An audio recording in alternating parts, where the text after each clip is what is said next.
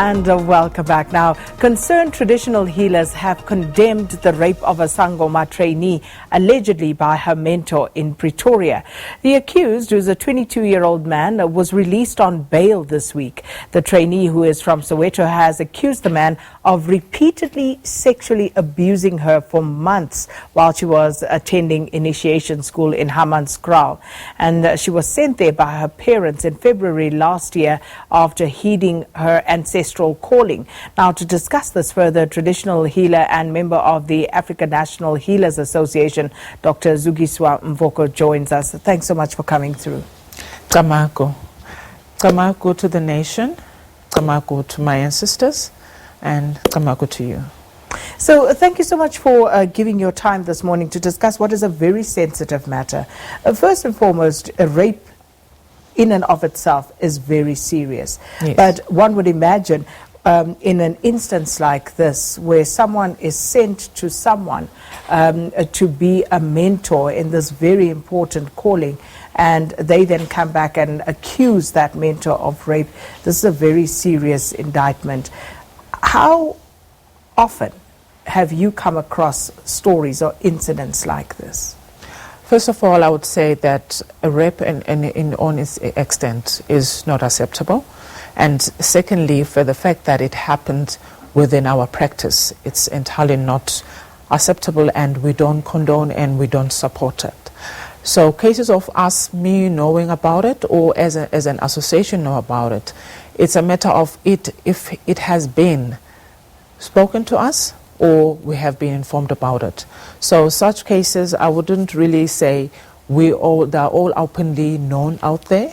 Until a case has been brought forward, then it's a matter of us dealing with it. But so far, I have not really had much of it happening that has been brought to our association. So as the association, what precisely are you responsible for, or what do you govern or sanction, if any? As an association, our code of ethics states that we should and continuously make sure that we as traditional healers will respect our calling, and we also have to ensure that we heal the people because it's our mandate, and healing the people based on what the ancestors have directed us to do, and also respecting the calling and respecting the nation. So when it comes to respect, that goes in a very wide variety of things, because when you're going through the initiation, that's when you have to understand what the initiation has to entail, and specifically to make sure that you respect the ancestors and the people that before you and the person that is training you. So, and also to ensure that the engagement that happens between the initiator and the person being initiation is done properly based on the code of ethics of respecting the ancestors and also respecting yourself as a traditional healer. So in this instance, for example, would you have a list of people? How would someone who, as in this instance of this person who was sent by the parents, how would they come across the person who would mentor the person going through initiation? How do you go about that process? Normally what happens when a person has to go through an initiation, what will happen, the person might dream of the person or the place or where they're supposed to be directed. And most of the time, even if it didn't happen in a dream, the person will be guided through the consultation that they might have with let's say the person they went to, traditional healer, and then a traditional healer will then be guiding them that you will need to go back and speak to your ancestors and in a certain way.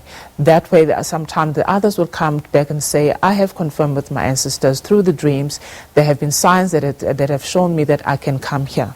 So normally that's how it's done. So in a case whereby most people, they get to be told by the traditional healers that they need to be initiated, I always advise that it is better and beneficiary that a person has to receive a message or a sign from their ancestors. That way they can also have the confidence that that person is the person to train them. And again, it is also beneficial that before you can even enter into any initiation school, there is an associations that are legit and they've been verified to take such people under the initiation. So a person or the family needs to do a thorough research and a thorough study about that initiation school and specifically about that traditional healer who has to take them through the process. So in an instance where someone has now been accused of rape, is there anything that your association does? Do you enter the fray in any way, shape or form? In that aspect, in the sense of rape as an act, that can be left on a legal capacity. And then in the sense of us having to engage with the person that has been alleged to have done the act, it's a matter of us having to engage with them on a different aspect, in the sense of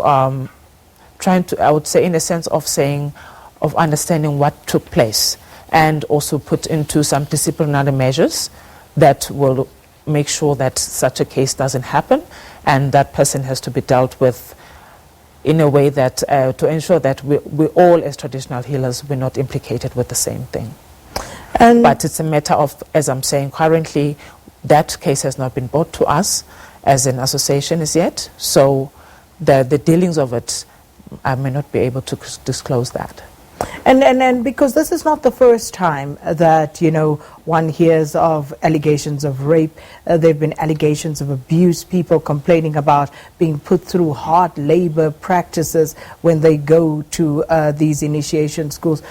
Surely you've heard some of this before.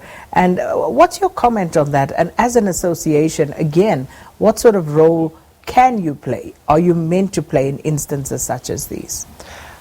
Talking about abuse and hard labor, as an initiation process, abuse can be defined in different ways. For the understanding that we now have rights and we understand human rights.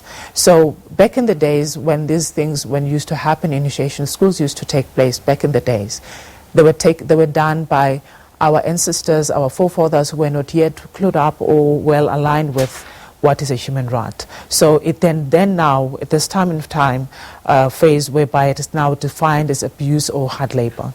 But now what normally I would say is that it's not, it depends on the person and the master or their kobela when they're doing the process, whereby they can then classify that as hard labor or abuse. Abuse in this case, obviously, we're talking about the rape, which is not acceptable. So as an association, what we have been doing and what we are currently doing, we have started workshops whereby we're creating awareness to make sure that even those traditional healers who were before us and the one that were around us at the current phase can learn more about how to deal with such situations, how to ensure that when people at the initiation schools, they are being trained properly and they're being groomed to be the traditional healers based on their ancestors. And also again, what happens is that when you are at the initiation school, each person has their own ancestors that guide them as to how they should be groomed. And the Gobela is the person that will facilitate that process. So it's all about that matter that at the end of the day, what may seem to be correct to me may not be correct to you. But at the end of the day, it's a matter of that person has to be groomed accordingly based on the ancestors' requirements, so that they can be professional and traditional healers. Just finally, would you blacklist as an association someone like the person who has been accused of rape? Would you have any sort of mark against them? Yes. For example, from some traditional healers that we have had complaints about maybe of them not being liable or reliable. We have received such notifications and will then confront the traditional healer if the person is in our register, and then we discipline the person and blacklist them, and normally we would remove them. So that is one of the things that as an association would have done. Well, Dr. Zukiswa Mvoko, thanks so much for speaking to us this morning. Traditional healer and a member of the African National Healers Association, talking to us, educating us there about some of the initiation practices and also talking about this alleged rape that has taken place at one such place.